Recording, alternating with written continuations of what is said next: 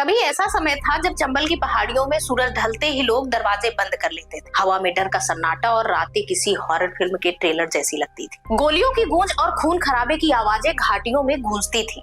गांव वाले एक दूसरे से फुसफुसाते, आज किस गांव की बारी होगी, कौन सा ठेकेदार या जमींदार गोलियों का निशाना बनेगा। चंबल सिर्फ एक नदी नहीं थी, ये खून से सनी इंसाफ और आतंक की कहानी थी। उस वक्त चंबल का पानी लाल था और घाटियां डरावनी कहानियों का एक घर थी। दिन के उजाले में लोग खेतों और गांव की गलियों में सामान्य जीवन जीते, लेकिन रात का अंधेरा आते ही हर किसी के दिल में एक ही सवाल होता, आज क्या हमारी बारी है। यहीं से शुरू हुई डकैतों की कहानी। वे खुद को गरीबों का मसीहा कहते थे, जो अत्याचारियों के खिलाफ खड़े होते थे, लेकिन उनके मसीहा बनने के इस सफर में न जाने कितने गांव जलाए गए, कितने बेगुनाह मारे गए। तो सवाल यह उठता है, क्या ये डकैत इंसाफ के रखवाले थे या वे सिर्फ लालच और ताकत के भूखे बंदूक वाले राक्षस थे। 1930 का दौर ऐसा था जब गरीब किसानों की जमीन छीन ली जाती थी। जमींदार नकली कागज बनाकर उन्हें उनके घरों से बाहर फेंक देते थे। किसान मजबूर होकर दर दर की ठोकरें खाते थे, कानून का सहारा लेने की कोशिश करते, लेकिन कानून वो तो सो रहा था। यही वो वक्त था जब मान सिंह ने बंदूक उठाई। उन्होंने कहा, अगर कानून हमारा हक नहीं देगा तो हमारी गोलियां देगी। उन्होंने जमींदारों के गोदाम लूटे, उनके घर जलाए और गरीबों के बीच सामान बांट दिया। गरीबों के लिए मान सिंह एक देवता जैसे बन गए, लेकिन उनकी बंदूक का निशाना सिर्फ जमींदारों तक सीमित नहीं रहा।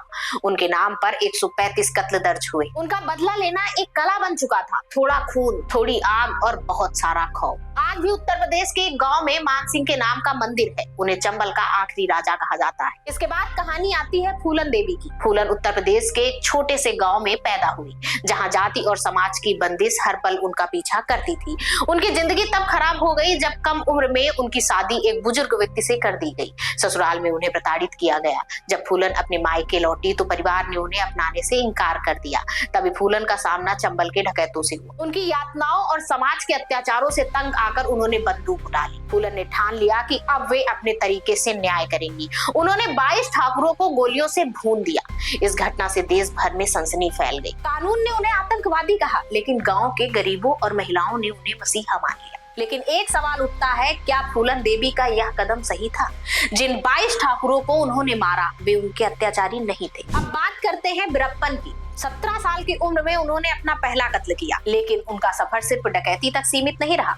उन्होंने चंदन की लकड़ी की तस्करी शुरू की, हाथी के दांत बेचे और अपहरण जैसे कई बड़े अपराध किए। पुलिस ने वीरप्पन को पकड़ने की कोशिशें की, लेकिन हर बार नाकाम रही। गांव वालों पर पुलिस का अत्याचार बढ़ा और वे वीरप्पन के समर्थक बन गए। 2004 में वीरप्पन का एनकाउंटर हुआ। इस घटना ने डकैतों के युग को खत्म कर दिया। फूलन देवी के आत्मसमर्पण और वीरप्पन की मौत के साथ डकैती की कहानियां इतिहास बन गई।